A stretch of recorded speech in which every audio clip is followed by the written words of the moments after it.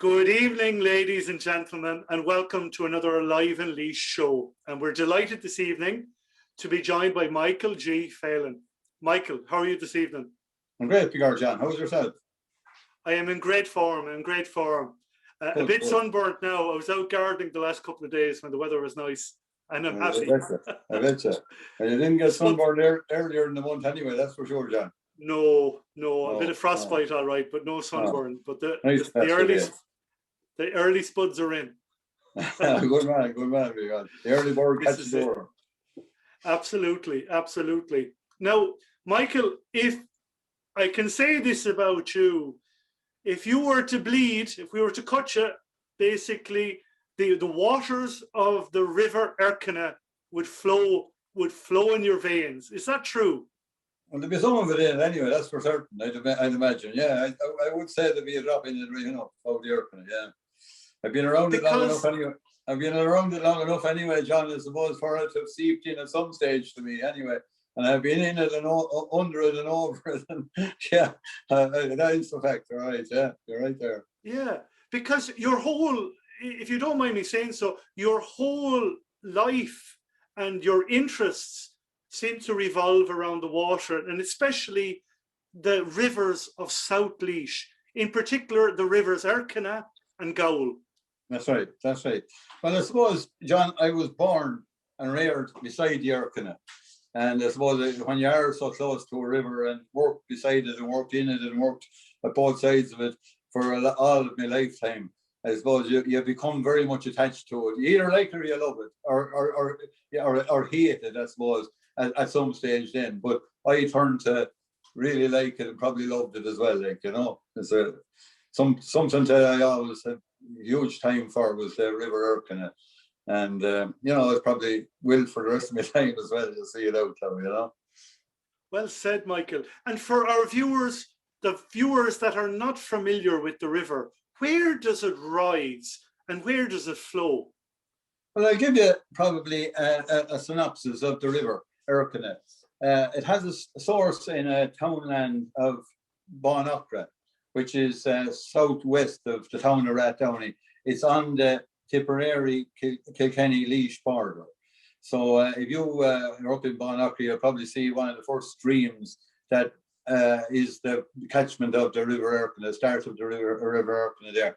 And a lot of his water would seep in. There's a network of drains back up there, and a lot of his water would seep from your own good county in Tipperary into the source of the Erkina and from Kilkenny there as well. And then the Erkina would make its way across through Clonmeen and Capelin and back across Cloneve and Lyrogue, back across all of that country there, Johnstown, Glebe, Rathdowney, and we'll come down, we'll say, in at the back of Rathdowney, Clarney Hall Bridge there and the Donoghmore Road, that would be it there as well.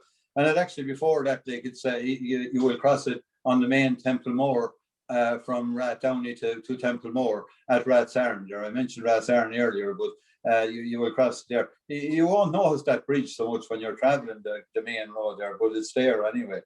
But then it loops around at the back of Rathdowney and comes back down to the Cunnaburra. And on its way there, then probably be met by the Glosha River there, which was an important source of water, of a waterway way back until the mid-60s.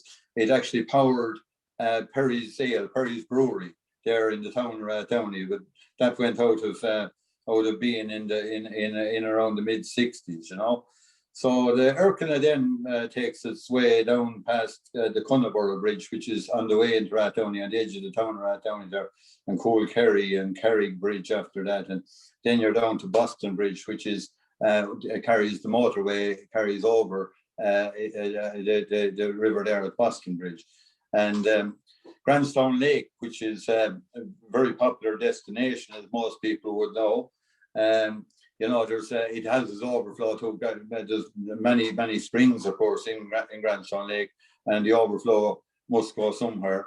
And it comes across by the back of the new service station there, Manor Stone service station, and the Supermax complex, and Circle K, and the Garden Centre, and Ollie Brady, and everybody that's stationed at that particular Junction 3 actually is right only about a kilometre from the River Erkina there.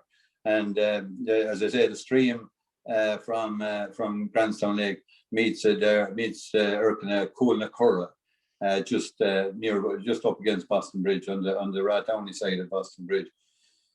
Then I suppose the River Erkina then continues its flow back through by the famous Woodenbridge, as it is nowadays, and continues through Bishop's Wood and the town of Durrow to its confluence with the River Nore, south of Durrow, about a mile south of Durrow, or maybe a little more than a mile south of Durrow, yes, on the way to Atana, Tallyho, near the Tallyho Bridge back there, But in the meantime, then it has its biggest tributary, which is the River Goul. And the River Goul was a very important river. It has a source off up in the Slieve Hills behind New Birmingham in County Tipperary. And very, very important river once upon a time, because the Goul powered many of the corn mills in Urlingford, of course, as across through Urlingford.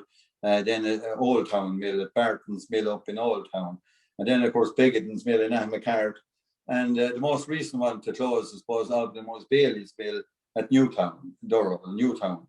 That closed in, I don't remember it really, but people slightly older than me would have remembered it very well working. Closed in the late 60s. I think it continued for a short time into the early 1970s. And the Bailey family, Herbert Bailey was the last man to own that. And he would be the father to Albert Bailey there, and grandfather to Alison, who was doing the fundraiser along with us, and very, very prominent member of our group, of course, secretary of the new Erkina Blueway Association, she is too, and John and Andrew there, all of the family very much involved in the canoeing there. But as I say, the River Erkina meets the river, or the River Goul has its confluence with the River Erkina in the townland of Ballygarvan. So it actually widens, before it meets the two woods down there, Bishop's Wood and Knockanorn Wood. So that's more or less the history of the River Erkina, where it starts and where it finishes, and the main tributaries of it as well, Yeah, and it's amazing, Michael. You know every yard of those rivers, because you're able to reel off the incredible industrial heritage of those rivers. You know the rivers intimately. Yeah, well, like what you said earlier on, I suppose given a lifetime, and my life is moving on every day, of course, and you learn something new every day. But an appreciation for what was around you. I always had that with the rivers, and I suppose when I was young, as I said earlier on, that we always were working beside the river, and we probably took note of what was going on. Maybe not so much when we were younger, we took things for granted. But as years move on, the canoeing then was great too, because we done several canoe runs on all of the rivers, we'll say, starting as far up in the Erkina where we could, and then even on the Goul, as far up into the Goul as we could, up in Galway and closer to Urlingford and all of that, and down along through, as I said before, Barton's Mill, and down by the Metal Bridge and Begedon's and on down there, and the different weirs and all that was on it there, to was powering the mills, or to was holding back the water, like yes, to divert the water down to the mills and all that. They're still partly in place. It's very much in place at the Newtown weir now, upstream, yes, from Newtown Mill.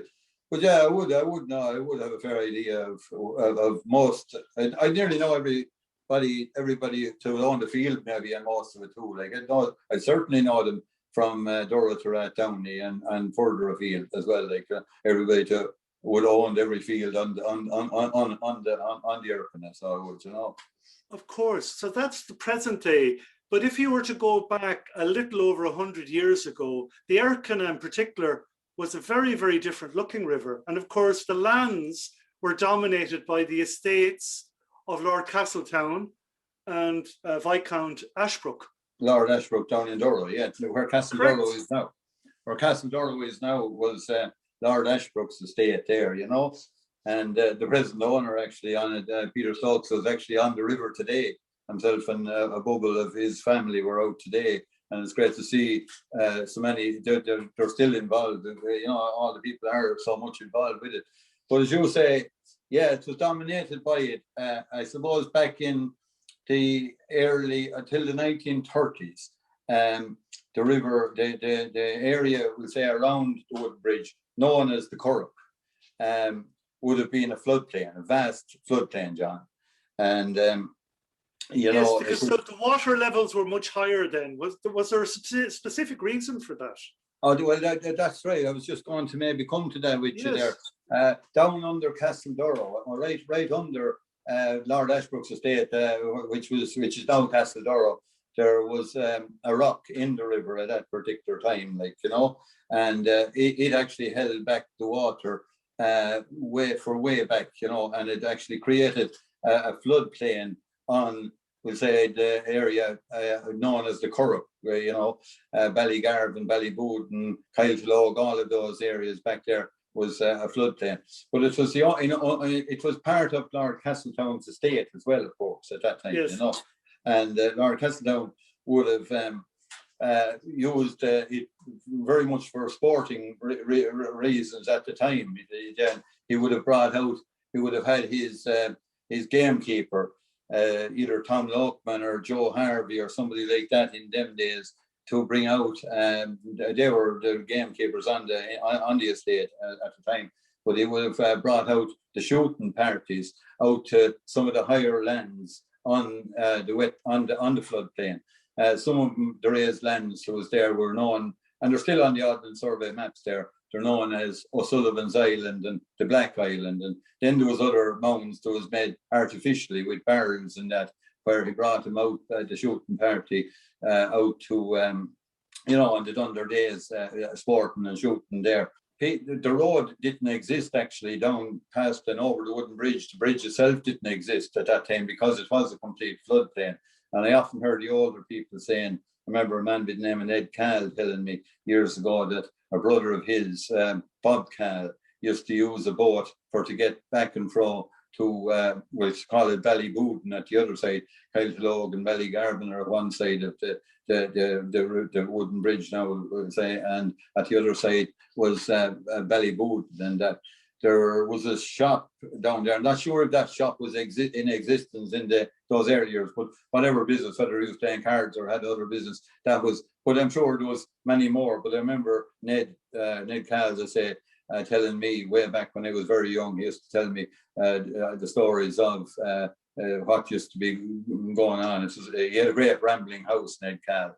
It's the last house on the way down to the wooden bridge there now, but he was a man that didn't have electricity or running water or anything in his house at that time. Like, you know, I remember those houses in Ballygarvan, there was 3 of them actually when I was young, that had neither running water nor electricity. It was funny, it was a gas place of that time, but a lot of people would call in and you would hear all those stories from the older people at that time, you know. But it became more useful for agricultural purposes then after the 1930s. Was a man by the name of Martin Cashin, who was owned at the pub where Bobby Campan is now in Durrow. Bob's Bar is known as, and the Cashin family owned that where to Bobby taking it over down there. But it was a man. The man that owned it was a man by the name of Martin Cashin, and Martin Cashin became a councillor in the Laois County Council in the early years. And he more or less, I think, took it on himself to, because the talk was always, would you ever be able to do where the rock? The rock was always the topic because it did hold back the water and one thing or other. But he took it on himself. It's a crusade of his to remove the rock. And we do have a picture actually of a lot of men working on that project down there under the castle now in Durrow. And that rock was partly removed possibly not fully removed, but mostly removed in the 1930s. And as a result of that, the water levels obviously dropped, because they probably took out maybe somewhere in the region of maybe 9-10 foot of rock and dropped the level of the water there, of the bed of the river there by in around 9 or 10 foot, maybe a little bit more, but somewhere in that region. If you look at the rivers makeup as you're going through there now, you will probably have something like that, I guess, on it, But anyway, Martin Cashin, as I say, so that was removed in the early 30s, and so the lands then became more useful for agricultural purposes then, So Lord Castletown it wasn't as useful for, it was sporting, duck shooting and whatever, but during the summer months in particular. So yes, he actually gave it to as a commonage to the farmers or the landowners in the Ballygarvan area and the surrounding towns' lands, and it was mainly known as the Garvan Corp, the Ballygarvan or the Garvan Corp. It was referred to as the Garvan Corp. And the Garvan Corp was one of them who was left as a commonage, where all of the farmers in the Ballygarvan townland were divvied out their grazing rights, so they were on the commonage. And the grazing rights actually were, it was, I'm not sure, if it stands up everywhere else in the countryside, but in the form of collops. Have you ever heard tell of a collop, John? Well, I do now, because you were able to educate me in the last couple of days in our research. Yes. Well, a collop it was 1 3-year-old animal, or 2 1/2 or 3 years.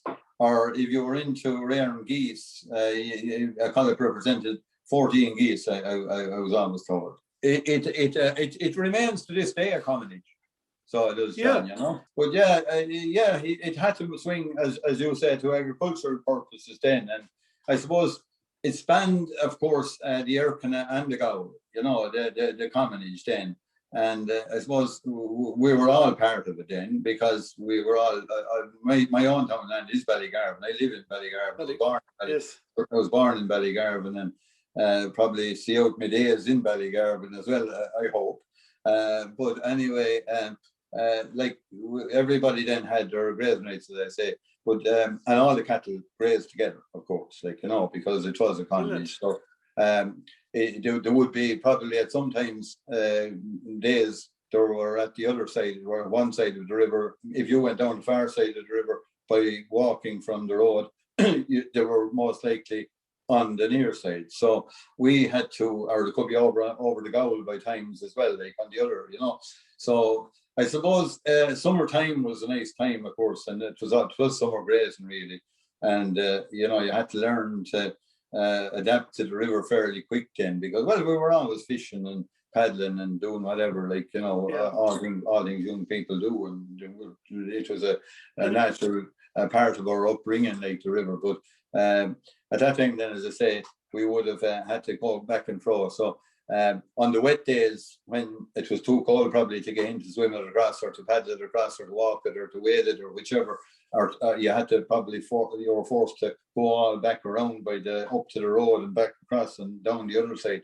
So older people had boats at that time. There's always, as I say, going back to Lord Castletown time, a history of boating in the area. Boating is not new around Ballygarvan, because, as I say, it goes back to Lord Castletown era and the Bob Call era, when they used boats for their daily and for sporting reasons as well. But we would say some of the older fellas, they had an old wooden boat back in the day, and that fell asunder or whatever there. But then we started to make up rafts to get across, of pallets and 5-gallon drums and whatever way, and some of them failed and some of them worked, and there was always great stories, like in the winter time then, when some of the lads, I remember Liam Quigley and Martin Bray and people like that would be telling me that they were down shooting ducks, like, and we went across on your raft, but we stood on the edge of it and it went from under us and we ended up in the water. That type of thing. They were kind of a thing that you had to become fairly good at using, or you would be, you would end up in the water. Exactly, you'd end up being a wet boatman as opposed to a dry one, Michael. Yeah, well, but it was in your day's work, and you were. It wasn't really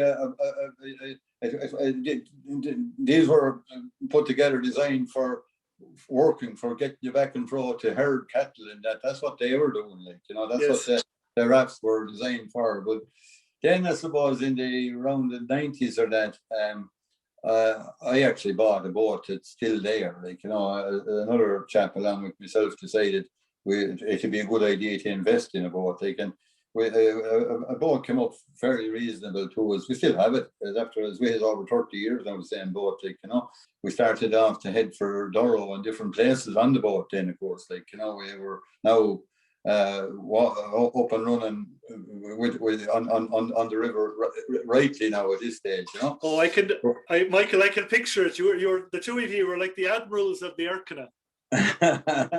Well, I remember though, it was an awful lot of river going towards Durrow through the woods at that time. Yes. Had overgrown, and I remember Jack Cregan. He was an engineer with the county council at the time. Eamon Rafter was involved as well. Eamon Rafter was a councillor at the time, and Eamon had a bit of land coming to it. And Marty Phelan was a good old friend of mine, like, as well. Marty, no relation, but we decided to bring Jack Cregan for a spin on the boat. Like, I spent Sunday after Sunday one time trying to cut the branches with a handsaw to the way I would be able to get to Durrow. I was just saying, Jack Cregan anyway came down. He was a great man for the fishing himself. And he had a big wax coat on him, I remember. And we got down. I brought him when I had the route cleared, like, down to Durrow. I brought him down on the boat one day. I think Marty Phelan actually came along with me. And Jack, being a fisherman himself, all the hooks were all stuck into the trees and all of that, where lads were casting out, like, and their hooks were getting caught, like. But Jack, every time he'd see one of them, he said to me, "Hold on there," and we get. And he had a wax coat on him. And again, we got to Durrow, and again we got back, like, up to Dublin's Bog, as we call it. I think Jack's coat was nearly full of the fishing hooks, like, And he said to me that he says, we'll have to do something with this. So he actually took it on himself. I suppose it was before you had all of the constraints that there is now, like with the national parks and one thing or another. But he was able to get all of the trees put, like, in the Knockanoran side and down along there. And it probably led to the Leafy Loop, or part of the Leafy Loop being brought into the equation then as well, like, because he done a good clearance at that time.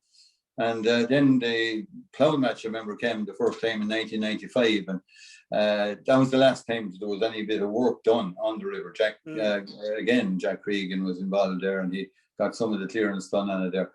But sure, then I suppose we progressed, I suppose, as the lad says then. I remember we got 2 old fiberglass canoes, and we were wondering how we would work these ones. These were in the early part of the 90s as well, or maybe pushing on into the mid 90s at this stage. Like, and I remember Ray Broderick, he's in Australia now. He was a good herder. He used to herd with leash at the time, Ray. His nephew Ronan actually is herding with the county now. But Ray, I remember saying to me one day, the two of us will try it, and we'll see if we're able to get to Durrow, like, on these old canoes, like, we'll see what way they work, So that was really the beginning of it, I suppose, then of the canoeing then. End of it, like, we had been rafting, as the lads says, we had been trying out the boats, and we had been hearing all of the old stories about people with the boats and the duck shooting and the bobcats and those over the years, and that type of stories had been floating about for a long time. But so we were into a new era now. We were now into the kayaking, so yes, and of course, and who, Michael, was it you had the idea of founding the Woodenbridge Paddlers? Yeah, well, sure, I suppose what happened, I suppose, we weren't too particular about what we were called at that time. It was only a bit of crack, I suppose, what we were doing. And we weren't too long till we were joined, I suppose. As I say, everybody had a bit of ground probably up along the river. Always had some, some connection to the river, and they were down, whether it was fishing pinkeens or fishing some bigger or whatever, they were there anyway, And yeah, sure, all it led up along Churley's then further up from Broderick's and the Rains and the Michael Dunphy there to Hurlwood Leash for years there as well, and all back along like Young Nortons and Duggins nowadays as well, and all them. Everybody liked to have a little bit of it, and then friends of all of them would come as well. Some of the lads from Durrow and some of the lads from Abbey Leaks and that. But it was only more as a small group, were together. But then I think it was around 1998 that we decided we would we wanted to go further afield, and we decided we'd go to Kilkenny for a trip, and we take a trip from Woodenbridge to John's Bridge in Kilkenny. And the Phelans of up from because of Mike Dunphy's there as well, to be Tubberbow. I remember Peter and I think they started along with us, Sean Conroy and Durrow as well. Some of those that started with us on the same day to both Kilkenny, but some of them got off in Ballyraggett and wherever along. But it was a long trip. We started, I remember, in the morning time, maybe around 12 o'clock in the day, and we didn't arrive in Kilkenny, I think, until about 7 o'clock that evening, But we had a bit of a road crew following us along, And when we got to Kilkenny, and afterwards we were probably having a bottle of orange, as you would like after to wash down. The throat would be a bit dry after that sort of a. Maybe a bottle of Perry's Ale, the old Perry's Ale from Rathdowney. No, you're getting closer to it now, so you're John. You're getting closer. But somebody said to us, "It's a wonder you didn't do this for some reason, for a charity or for some reason, Yes. So we said, yeah, sure, it was, I suppose, right, because the funny one, well, we didn't really think about it, but we said, yeah, sure, look, if we ever go do something again. So some of the girls locally then was suggested that to us one time that we would do something for the Cushla Centre. I remember we had a meeting one Sunday morning on the river bank, a few of us, and it was a nice little gathering, I remember, and there was enthusiasm to do something and that. So we said, yeah, we will do it.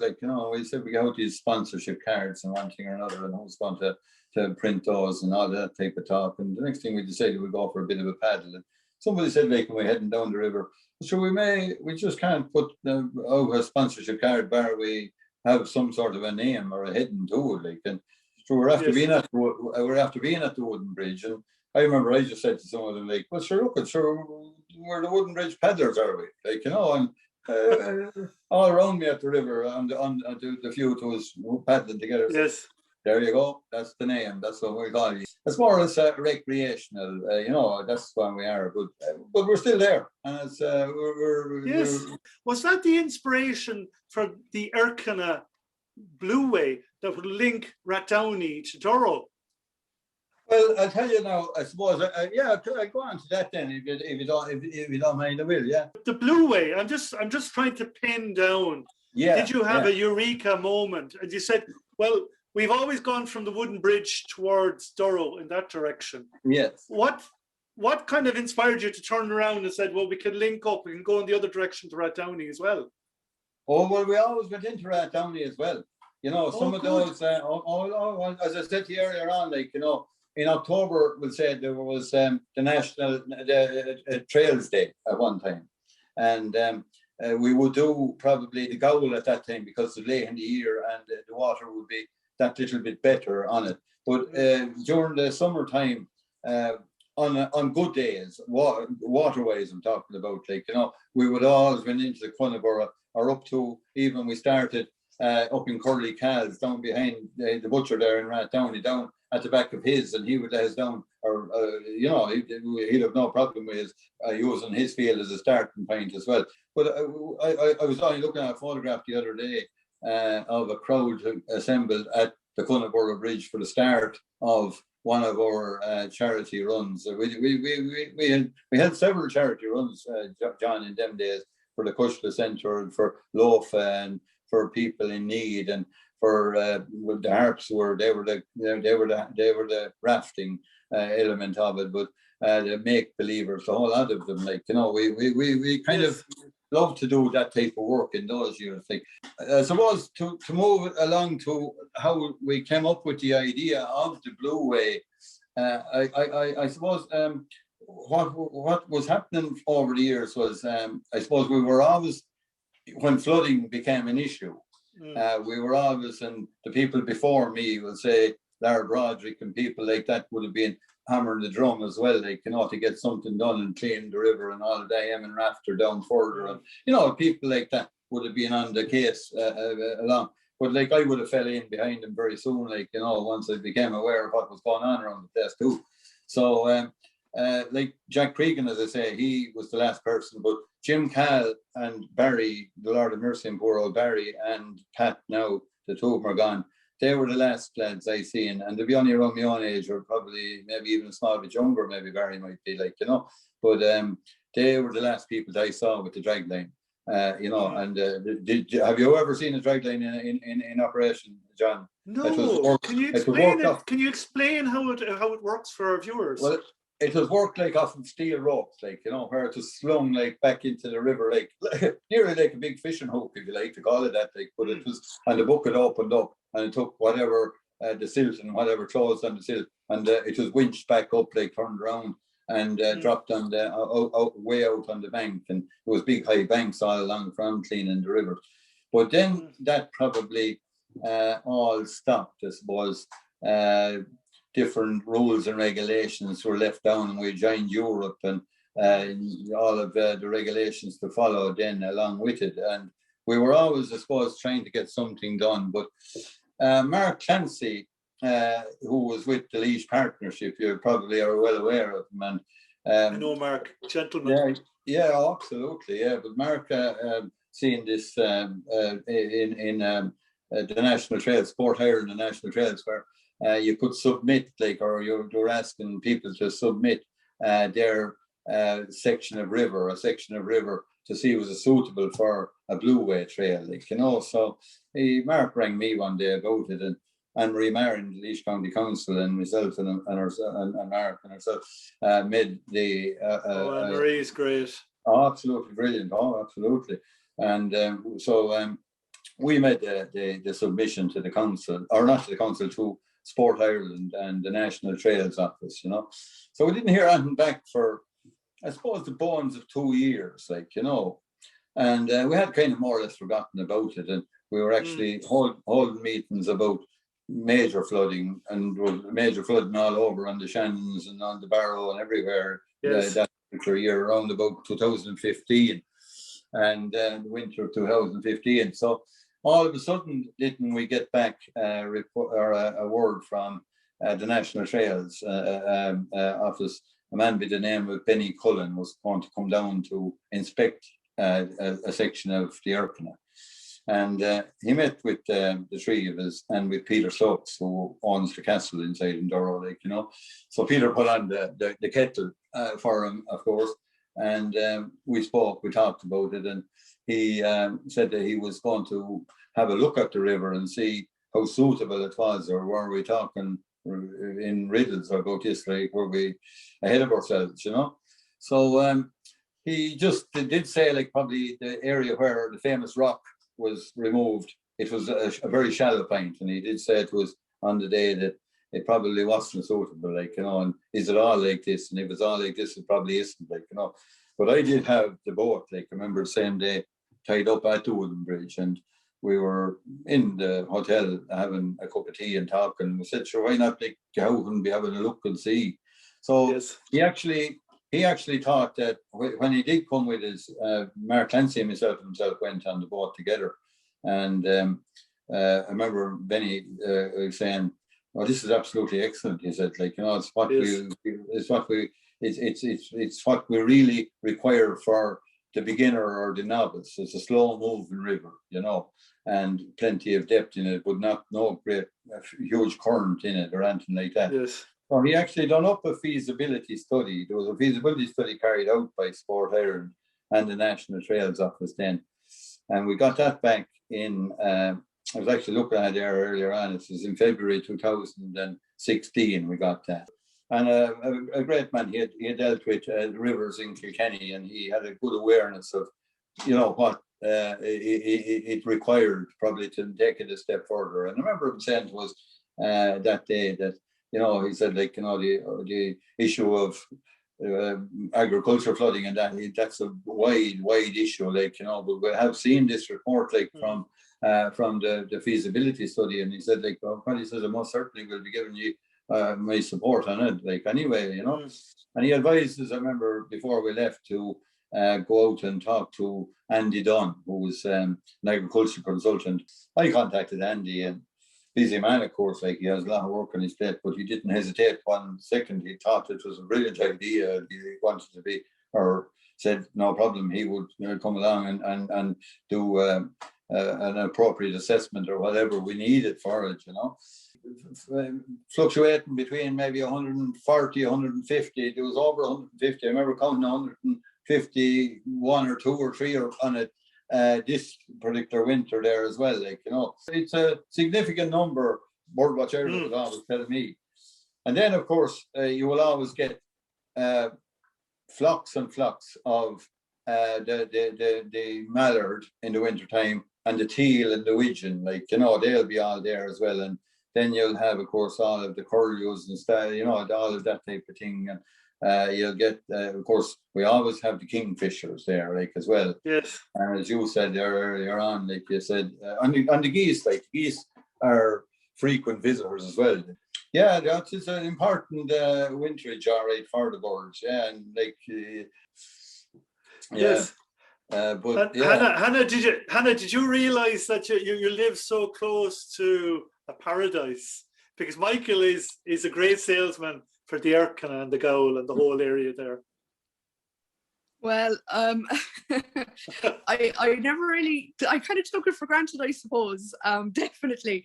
Like, I mean, there was always, I was always told about Jack the Swan and all that in the Brewery Pond, but no, I've never really enjoyed now the Erkina, or I've never even been canoeing or anything like that, but definitely when this is there, I'll definitely try it out, the Blueway.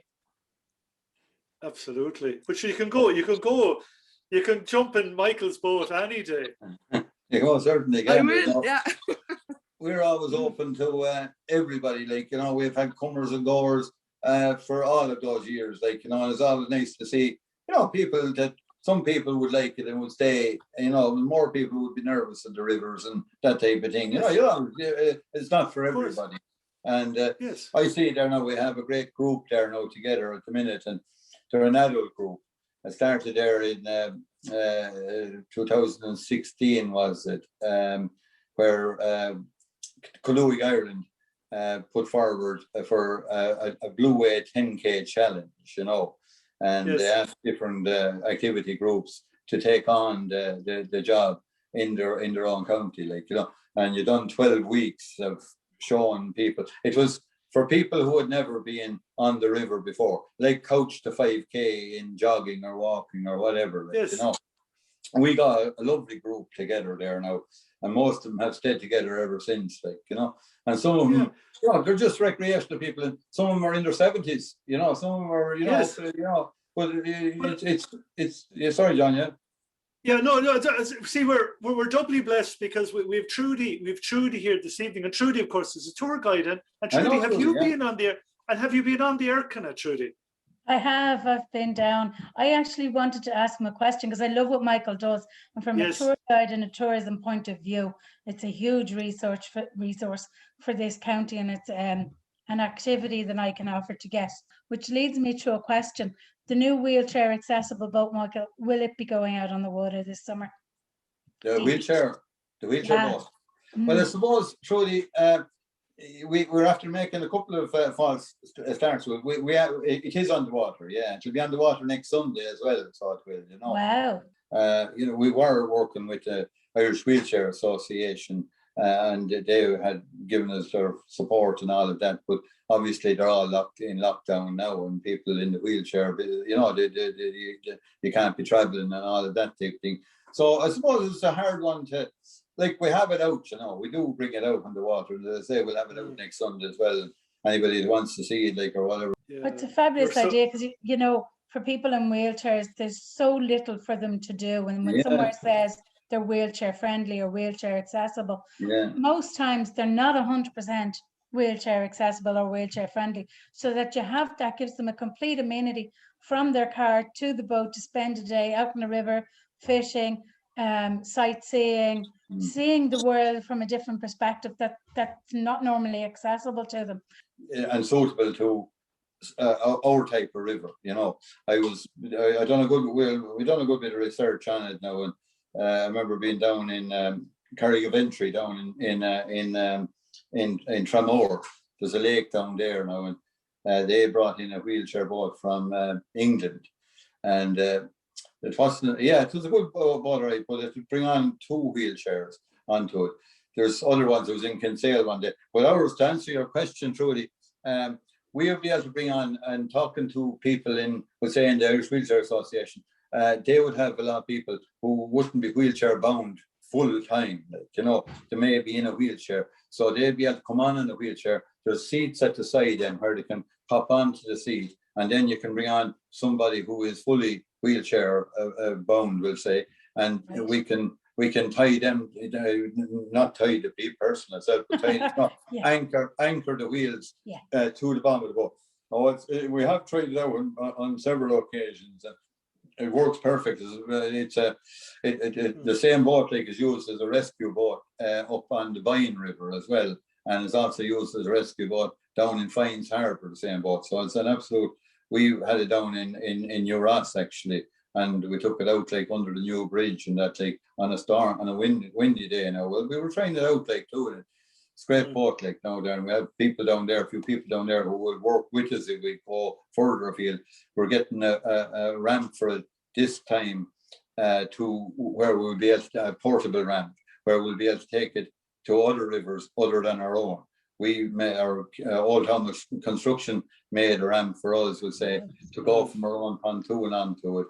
But there is a new ramp that has been designed by O'Sullivan's Marine down in Tralee, and we're actually purchasing one of them for hopefully this year now. So we'll be able to take it to the Barrow, we'll say, and any boat slip, then we can facilitate people there. So in time, hopefully, Trudy, you know, when all of this blows over, this COVID-19, it'll become, you know, more of a useful around the place. Like, we'll be able to take it here, there, and hook up with yourself possibly as well in one thing or another. But it is a huge market opportunity for the area. It's a huge benefit for the wheelchair community of the country and the world to be able to have somewhere to go. And I think it's a nice thing to be able to market.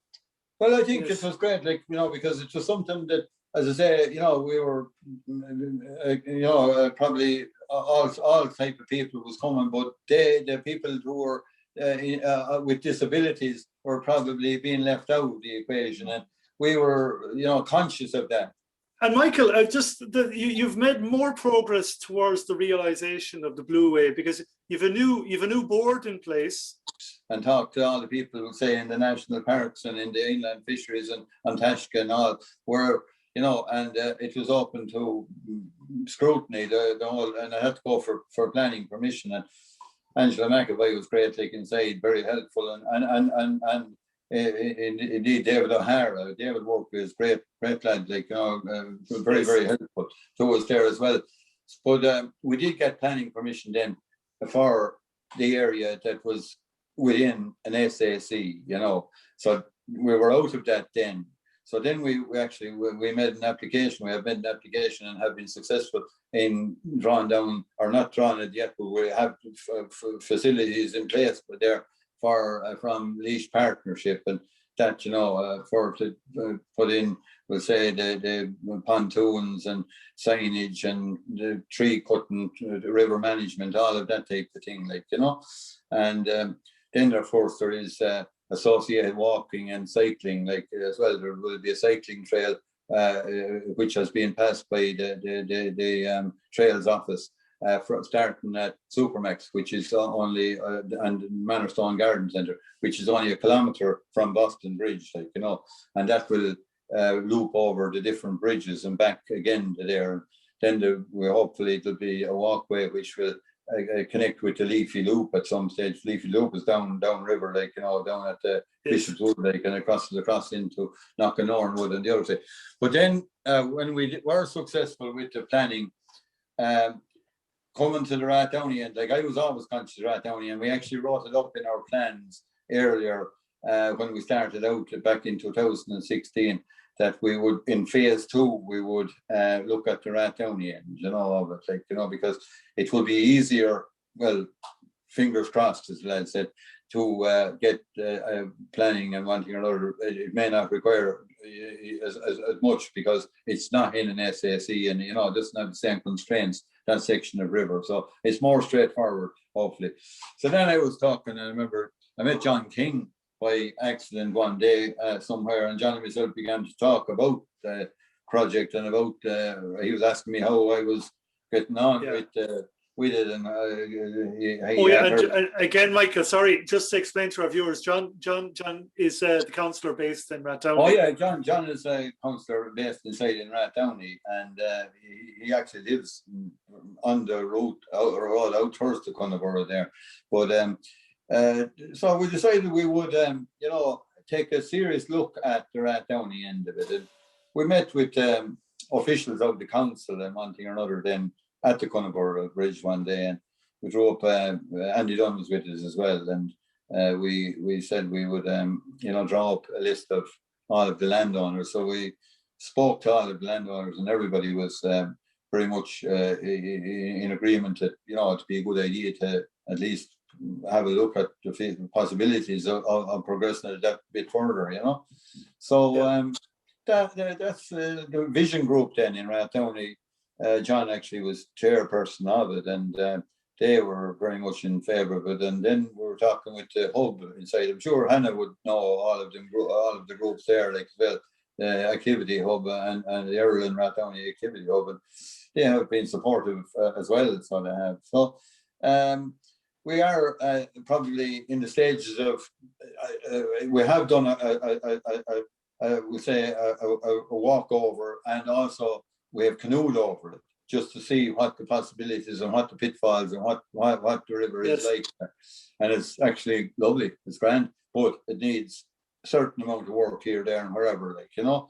Yes. So we had somebody, Andy Dunn, and another ecologist walked over there recently, and we've, as I said, we've spoken to the people, and it's in the melting pot. Of course, now we're moving it to the next stage, like where.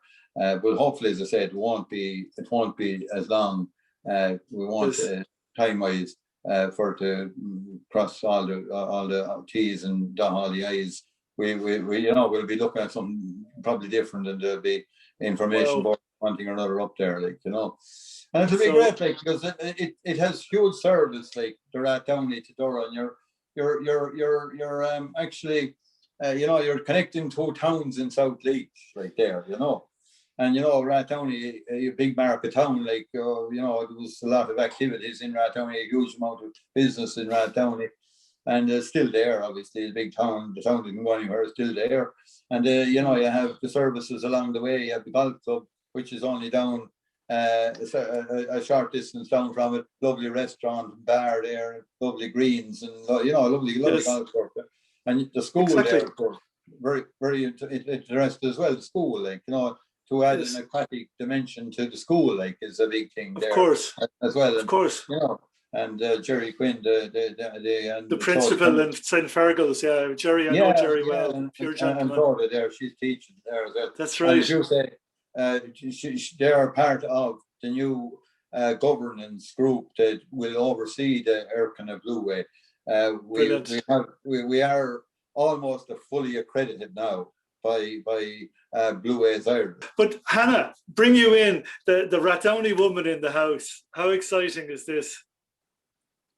I think this is fantastic. I think it's exactly what we need sure, I'll be, it'd nearly be safer using this Blueway than public transport at the minute with the pandemic. So I'll be tipping around everywhere in my canoe. That's the way. That's the way. Did you say when it's going to be finished, or do you have a rough idea yet? Well, you see, Hannah, how long is a piece of string? I suppose. Really, look at. I'm always an optimist myself, you know. And I suppose when we started the process, I suppose in 2016, I was hoping all of this would be up and running yesterday, you know, to be all done within a short space of time. But that's not always the way it works, like, because when you have to deal with all of the different agencies, let it be the Parks and Wildlife, or let it be the Inland Fisheries, or let it be whoever, you know, it's open to anybody to come in and maybe have a think about it then. But as I said, like, you know, we have gone through that and have gone past that with phase one. The phase two, like the Rathdowney section of it, doesn't seem to be constrained in the same as the lower section or the mid section. So, and just to answer your question, I would be hoping, as I said there maybe earlier on, that 2023 I would be disappointed if we don't have map boards up in Rathdowney pointing people to the way of the start point of the Blueway, and the same in Durrow, the same with Woodenbridge, and the same with Goul, and the same with Boston Bridge. You know, I'd say 2023 would be a realistic kind of a time to be thinking about, like, you know, I would say, you know, I wouldn't, and I could drift into 24. Like, nobody knew COVID-19 was going to come, you know, and how long will it last? Because it's a great excuse sometimes. Well, maybe that's the wrong way of saying it, but, you know, people aren't able to get out to do views of things, or to do, you know, construction is closed down now. So, you know, you can't be putting up any of the pontoons, or you can't be even in the river. Yes. You know, put trees. Yes. You know, it's all construction work, and it may not be deemed essential service, like, and that, you know. So, Hannah, you know, hopefully if all goes well, like a couple of years, we'll have you on the boat, like, you know, in the meantime as well. And hopefully we will see Rathdowney on the big Blueway map, like, by then, like, you know. Yeah, I'm very much looking forward to it. I'd say, you know, hopefully now COVID won't be, you know, the vaccines are rolling out, and I'd say before we know it, construction will be back going, and I'd say it'll be done quicker than we believed, you know. Yeah, hopefully that will be the way. But you know, as I said earlier on there, we have got some funding, or we've made an application for funding and have been successful through Laois Partnership and that. But I suppose part of their criteria is that we, from our own resources, we raise 25%, like, in some other means, like, you know, as to fill their allocation brings you to 75%. So we are now embarking on a fundraiser, like, where we're going to hopefully for every day of April, we're going to hit the water. Myself and Alison Bailey, who we talked about before, her grandparents own the mill below, and we're hoping to get a business to come along with it to sponsor both of us, either of us, on the day out, like, on the river. We have got about 6 of them already. About 6 have come straight out the woodwork. That's right. And said to us, I'll sponsor you, like, you know, on this one, like, you know. Yeah. What did I promise? I promised sponsorship as well, didn't I? Yeah, most certainly did. Yeah, actually. Hopefully I was the first one to do it. Well, you were among them. That's first. I think you could have been the first. I think you could have been the first, John. I think you could have been the first, like, you know. How does somebody volunteer? How does someone volunteer to sponsor you, Michael?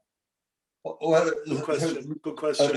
Well, what we have there, like, you know, we have a GoFundMe page up there as well. Fantastic. Alison has set up that there. It's what is it called? The Woodenbridge Paddlers 30-day paddle challenge, and the link is on the Woodenbridge. It's on actually all of the different Facebooks. I think it's on John's there. He might have it up. Yes. On these people there as well. We've shared it. We've shared it. I will keep sharing it. Yeah, indeed. There's nowhere, to get to it. But, like, we will be.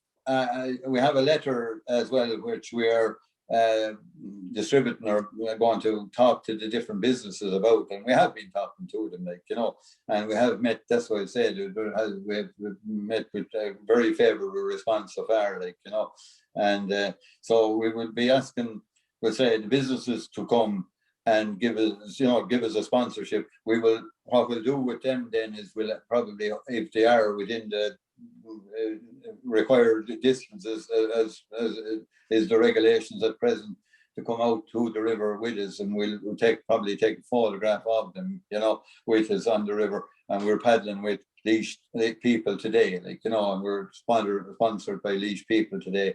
When we're finished, then we'll put out that, of course, on our Instagram and on the Facebook page and all of that, like, you know, that these people are sponsoring us today. We'll have a photograph, and we'll log everything. Every day we'll go out, we'll show to people that we have gone out, and we've gone out with different people every day.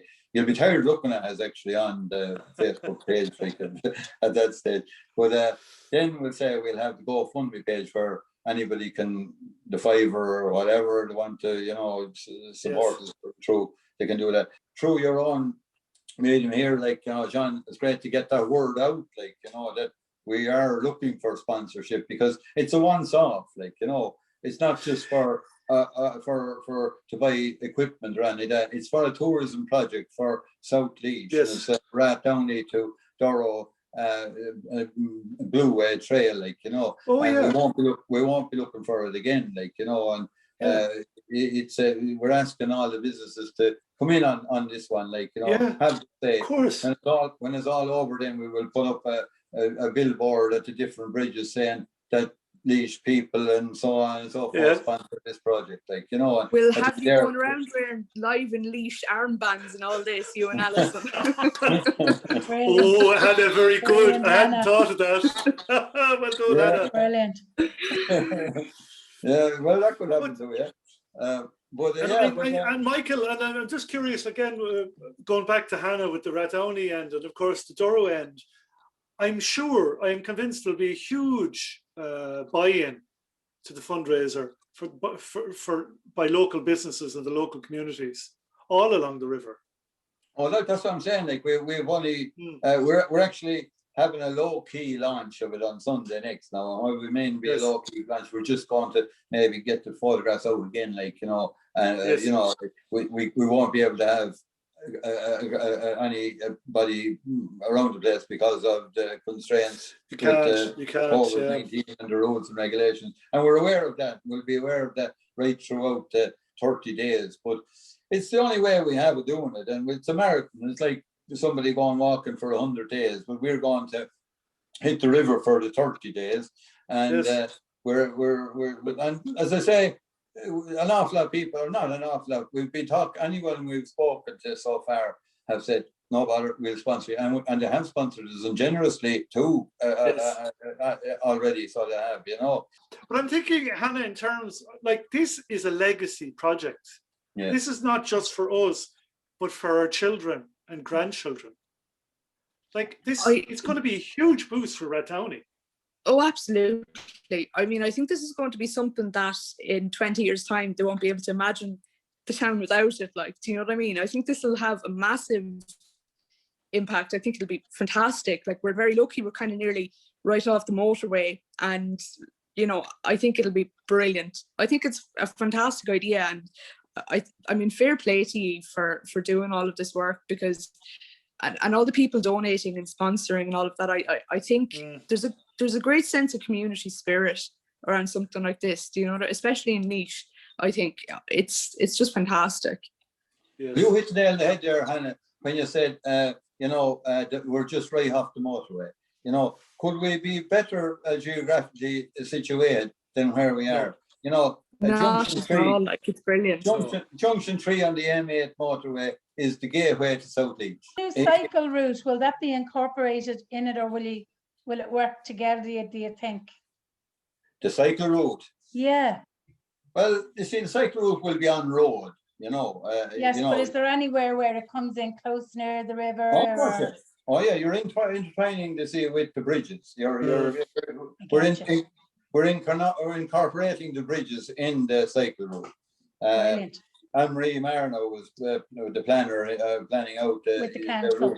with the council there, and She's brilliant. It's just to incorporate the bridges, but also to bring in the service station into it as well, where we will have bike hire there. Well, that's the thought of the people who own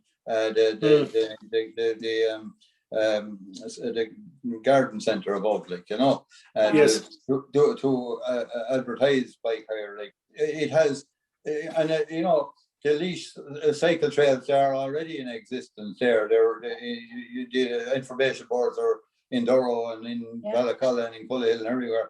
They're all part, it intertwines with that cycle route as well. So people can have a package like that will suit them on the bike. They can go onto the canoe. They can do the walks, like, be it up around Grandstown. Grandstown Lake is only up. Beautiful. It's right on.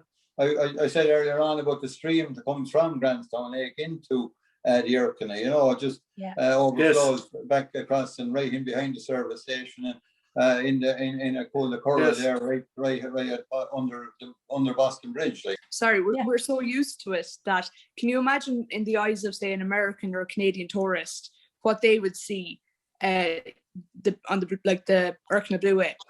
Can you imagine just how gorgeous that would be?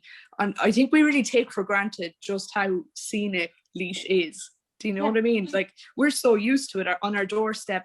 I was talking to my brother the other day and he said, isn't it mad how many castles you pass when you're on your way to the shop or on your way to work? And we're so used to that. But Americans are just like, oh my God. Yeah. Like, I just think Laois is just so beautiful. Yeah.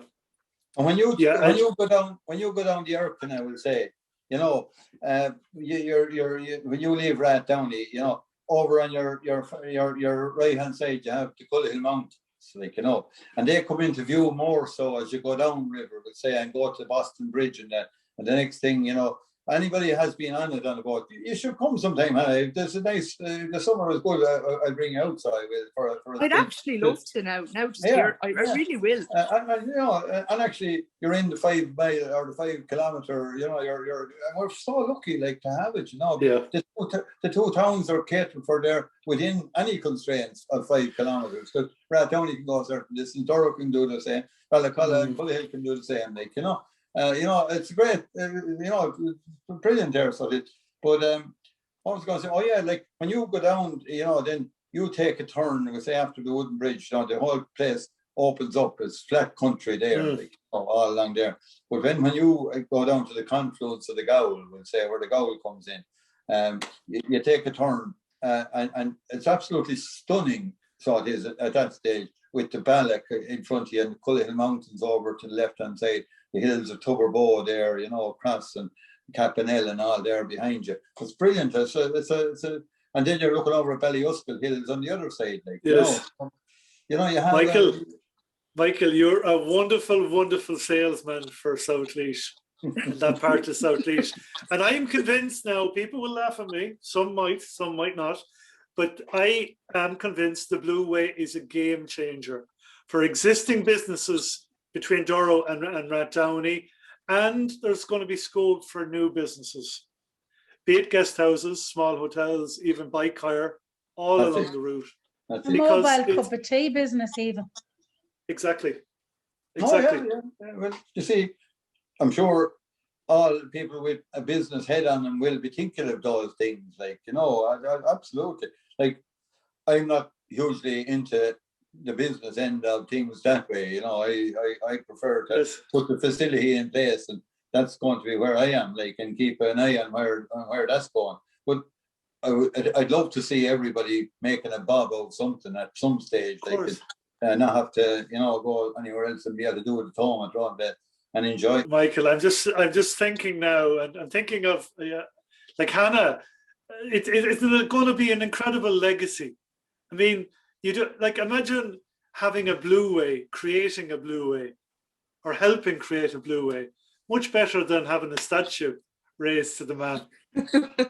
I mean, you never know, as cheesy as it sounds, like you never know history when you're living it, like, but I mean, Yes. and it is cheesy, but it's going to be just, like I said earlier, it's one of those things that you won't be able to picture Rathdowney without, you know, like we'll have that's going to be nearly as big as an amenity as like the playground we have and stuff like that. Yes. Like the business that's going to generate, and the tourists, and you know, passing trade and everything. I think we won't know ourselves when this is done. Exactly. And what you've done, you deserve every bit of praise you get. Absolutely. It's just an incredible vision, and we're happy. We're happy. Past, John, like, you know, I suppose, you know, as Bob Keaton said one time, like, it's 6 inches between a clap in the back and a kick in the arse, like, you know. So we really got neither yet, like, you know, but we're halfway there, you know. So yes. hopefully, you know, it's not about praise either. I just would like to see something like that. They can have it everywhere else in the country. Why not we have it here? And exactly. That's exactly where I am with that's it. The attitude. You know? That's the attitude.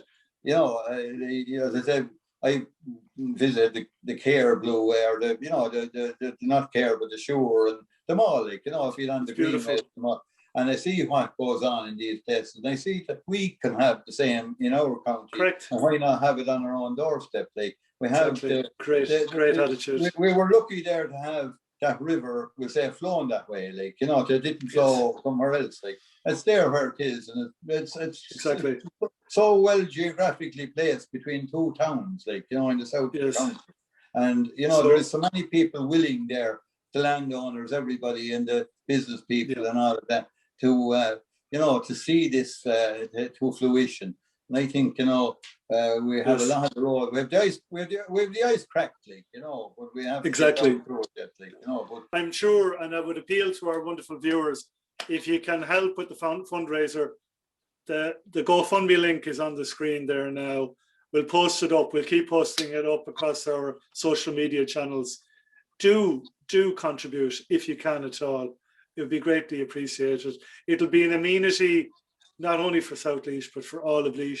Not for this generation, but for the next generation and the generation after that. We're building something beautiful, and we have this man to thank for starting this beautiful journey. So, Michael, on behalf of myself and my wonderful co-hosts, Trudy and Hannah, and our wonderful viewers, thank you so much.